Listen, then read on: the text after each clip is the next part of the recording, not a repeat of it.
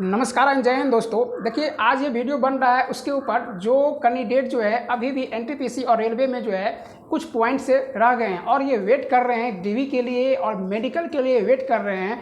इसी कैंडिडेट के ऊपर हम ये वीडियो बना रहे हैं जो ऐसे कैंडिडेट छूटे हुए हैं। इसमें बहुत सारे डॉट हैं बहुत सारे कैंडिडेट को कि वेटिंग का जो है अभी तक है या नहीं, जो अभी पैनल वाइज बुला रहे हैं वे कब तक बुलाते रहेंगे, क्या उसकी जो अभी प्रक्रिया जो भर्ती की चल रही है जो 2016-14 में चल रही थी क्या अभी प्रक्रिया वही है।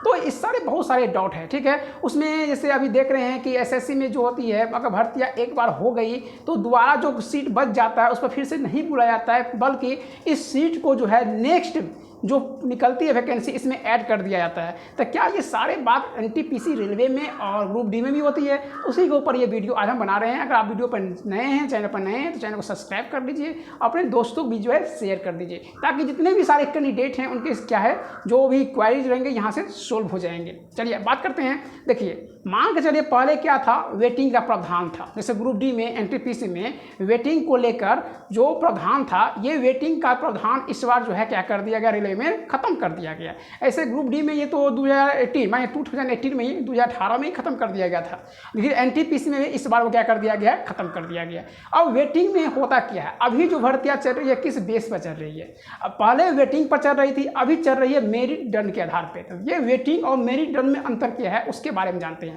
चलिए सबसे पहले हम बात करेंगे वेटिंग का। वेटिंग क्या है, मान के चलिए किसी भी रेलवे के किसी भी पोस्ट के लिए 100 वैकेंसियाँ जो है निकली है, 100 वैकेंसी जो है निकाला गया है। लेकिन ये सारे एग्जाम कंडक्ट करवाने के बाद अब जो है 100 वैकेंसी पर क्या करेंगे, ये लोग पोस्ट को फुलफिल करेंगे कैंडिडेट को। लेकिन जब ये लास्ट जो पैनल निकालते थे तो उस पैनल में वे 150 कैंडिडेट को मान कर चलिए चुनते थे, 1.5 गुना मान कर चलिए कि 100 कैंडिडेट जो वैकेंट है लेना है उसको, बट ये पैनल के लिए डीवी के लिए मेडिकल के लिए बुलाते थे कितना, 1.5 गुना माने 150 कैंडिडेट को, ठीक है। लेकिन किसी कारणवश जो है मान के चलिए अगर 20 कैंडिडेट क्या हो गए मेडिकल या डीवी किसी भी में क्या हो गए, वो फेल हो गए, फिर भी उसके पास 130 कैंडिडेट बचा हुआ है, बट उसको लेना कितना है, तो 100 कैंडिडेट को ही सिलेक्ट करना है।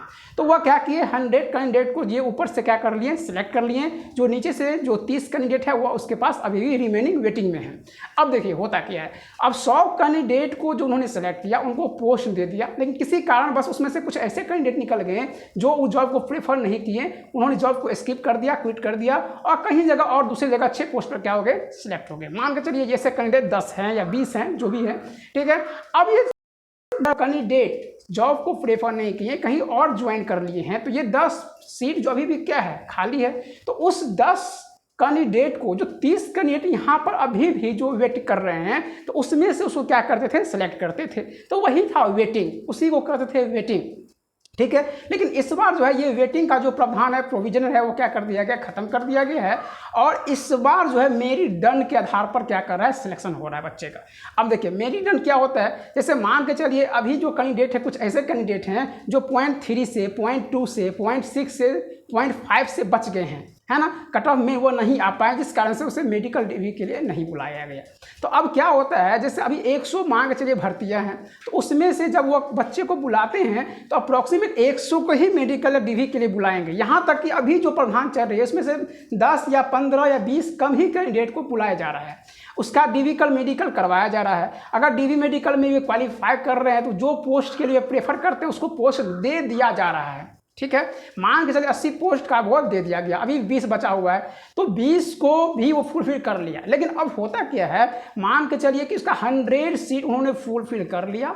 फुलफिल करने के बाद अब देखा जा रहा है कि बच्चे ट्रेनिंग पर नहीं पहुंच रहे हैं या आप इस जॉब को स्किप, किसी बच्चे माने चलिए 10 कैंडिडेट ने जॉब को स्किप कर लिया है, तो ये 10 कैंडिडेट ऐसे होंगे जो कहीं ना कहीं सिलेक्ट किए होंगे और ये अच्छे माने पोस्ट पर प्रेफर किए होंगे, जैसे सीजीएल हुआ है उसमें गए होंगे या पीसीएस हुआ, जो भी हुआ उसमें गए। तो अब 10 सीट उसके अभी भी रिमेनिंग बचे हुए हैं, तो ये सीट पर वह तब तक अभी वैकेंट निकालते जा रहे हैं, डीवी के लिए पैनल वाइज बुलाए जा रहे हैं, तब तक ये सीट फुलफिल नहीं हो जाती।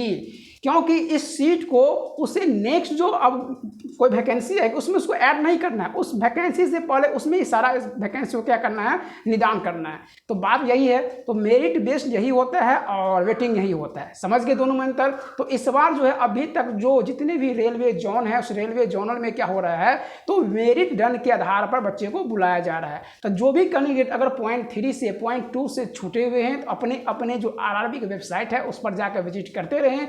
हो सकता है कि आपका भी नाम जो है डीवी के लिए आ सकता है, क्योंकि अभी सीजीएल की जो है वह क्या भर्तियां चल रही है, जिसमें बहुत सारे कैंडिडेट जो हैं वह क्या किए हैं, तो सीजीएल को क्या किए हैं, तो सिलेक्ट किए हैं और एनटीपीसी को माने क्या मेडिकल और डीवी करवाने के बाद, रिपोर्ट करने के बाद भी क्या किए हैं, इसको स्किप कर दिए हैं। तो फिर से ऐसे पोस्ट के लिए फिर से क्या होंगे, तो रेलवे जो है फिर से कैंडिडेट को डीवी के लिए मेडिकल के लिए क्या करेंगे, बुलाएंगे, कॉल करेंगे। ठीक है, तो बस यही था एक वीडियो छोटा सा।